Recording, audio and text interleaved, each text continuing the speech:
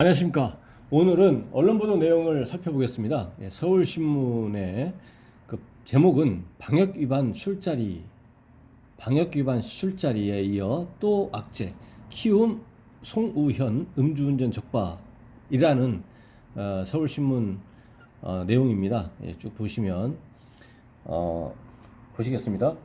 키움 소속의 프로야구 선수 송우현이 만취 상태로 운전하다 가로수를 들이받은, 이제 음주 상태에서 이제 가로수를 들이받은 겁니다. 혐의로 경찰에 입건됐다.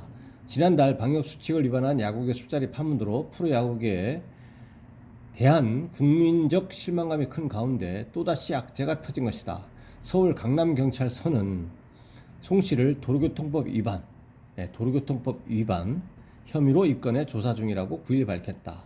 경찰에 따르면 송 씨는 지난 8일 오후 9시 41분쯤 9시 41분쯤에 음주운전을 하다 서울 강남구 신사동의 가로수를 들이받았다. 사고 현장에 출동한 경찰의 음주 측정 결과 송 씨의 혈중 알코올 농도는 면허 취소 수준인데 그 음주 수치가 구체적으로 특정이 되지 않았습니다. 취소 수준이라고 합니다. 0.080 이상이니까 뭐 이거보다 조금 더 높은 거죠. 더 나오겠죠. 근데 여기서는 알 수 없습니다. 송씨 차량에 동승자는 없었다.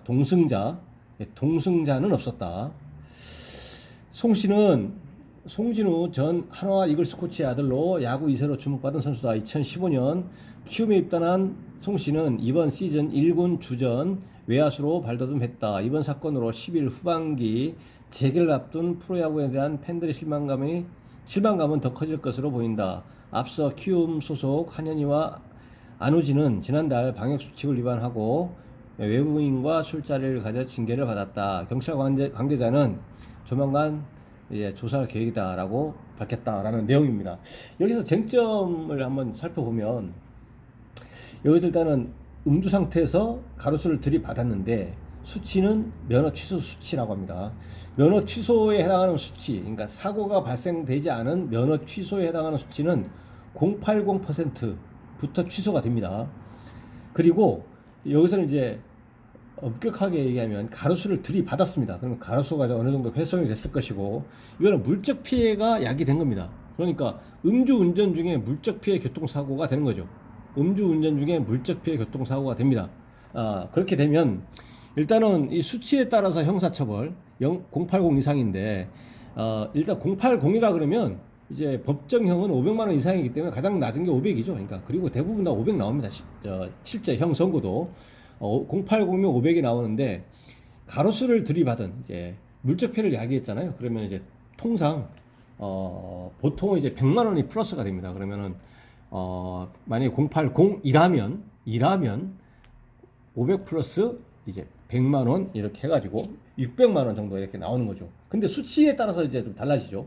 수치가 만약에 0.100% 종전 취소에 해당하는 수치 0.100이다 그러면 100의 경우에는 사고가 없다 그러면 보통 600 나오거든요. 600에다가 100 해서 한 700만 원 정도 이렇게 예상을 해야 됩니다. 그래서 이게 음주운전이 이번이 처음이고 초범이고 과거에 전력이 없다면 그러면 그렇게 될 것이고, 만약 전력이 있으면 또 가중되는 것이고요. 그래서 일단 초범이라고 했을 때 과거에 전력이 있다는 얘기가 없습니다.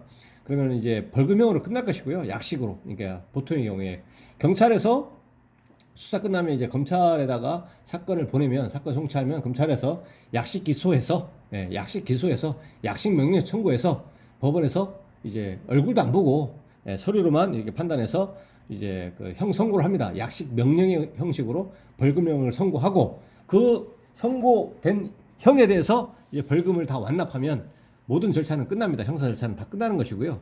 그래서 형사 처벌에 대한 예상되는 벌금은 그 말씀드린 바와 같고, 또 이 가로수라고 하는 것이 뭐 개인 것이든 아니면 여기 그 지자체 뭐 구청 소유의 것이든 이거에 대해서는 그 다른 사람에게 재산상 손해를 야기했기 때문에 직접 뭐 현금으로 지급을 했든 보험 처리를 했든 이 민사적인 손해배상을 해줘야 된다는 것, 이 그 가로수 소유자에게 이걸 해줘야 되는 것이고요. 피해자. 그러니까 피해자한테 손해배상을 해줘야 된다는 게 이제 나오고, 또 하나는 이 여기서 써 있지만 면허 취소 수준이라고는 돼 있지만 면허는 취소가 됩니다. 0.080 이상으로 되기 때문에. 그런데 물적 피해가 있어버리면 결격 기간이 이제 달라집니다. 1년이 아니고 2년으로 변합니다. 면허 취소는 맞는데 면허 취소라는 건 뭐겠습니까? 면허가 없어지는 거잖아요. 그리고 결격 기간 1년은 1년 후에 다시 면허를 새로 딸 수가 있다 이건데, 물적 피해가 있으면 2년 후에 딸 수 있다 이렇게 바뀌어버리는 겁니다. 그러니까 면허 취소 플러스 면허 취소 결격 기간 2년이 되는 거죠. 결격 기간 2년. 만약에 여기서 뭐 사람이 누가 다쳤다. 동승자는 없습니다. 동승자는 없습니다. 동승자가 다쳤다. 운전자 본인은 제외하고요. 동승자가 다쳤다. 그러니까 실제 인적 피해가 상대방 다른 사람이 있는 건, 이 자동차 외부에 다른 사람이 있는 건 아니더라도 있으면 당연히 음주 운전 중에 인적 피해 사고가 되는 것이고요. 그렇게 될 경우에는 이제 수치는 0.030부터 취소가 됩니다. 예. 그런데 동승자도 여기 없었지만 만약에 동승자가 있었는데 다쳤다. 예. 동승자가 다친 것도 인적 피해입니다. 그래서 음주 운전 중에 인적 피해 사고가 이렇게 되는 거죠. 그런 경우는 마찬가지로 080이 아니라 030부터 취소가 되는데 마찬가지로 결격 기간이 2년입니다. 예, 2년이 되고요. 여기서는 또 동승자가 없는데 만약에 동승자가 다치지도 않고 이렇게 했지만 이 동승자가 원칙적으로 처벌을 안 받아요. 왜냐? 행위자가 아니잖아요. 운전자가 아니기 때문에 처벌을 안 받는데, 이 구체적인 상황에 따라서 이 동승자가 음주운전을 하도록, 원래 음주운전을 할 마음이 없었는데 음주운전을 해라 이렇게 하면서 뭐 그 마음을 갖도록 이렇게 교사를 하거나, 이제 이미 음주운전할 마음이 있었는데 이제 음주운전을 잘 할 수 있도록 뭐 자동차 키를 건네준다거나 이렇게 도와줬다. 그렇게 되면 이제 음주운전의 교사 또는 방조범으로 처벌받을 수가 있습니다. 근데 여기서는 동승자가 없기 때문에 그러한 일이 발생할 일은 원천적으로 존재하지 않은 거죠. 그래서 동승자에 대한 쟁점은, 동승자에 대한 쟁점은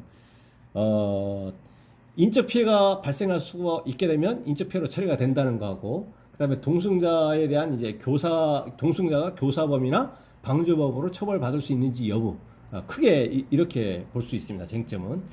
예, 그래서 오늘은 그 음주운전 중에 가로수를 충격해서 물적 피해 사고를 야기한 그 사례에 대해서 살펴보았습니다. 네, 오늘 내용에 대해서 질문 있으시면 댓글 남겨주시면 이제 별도 영상이나 그 대댓글 방식으로 이제 그 답변을 드릴 것이고요. 오늘 영상의 내용이 도움이 되셨다면 구독, 좋아요 부탁드리겠습니다. 네, 감사합니다.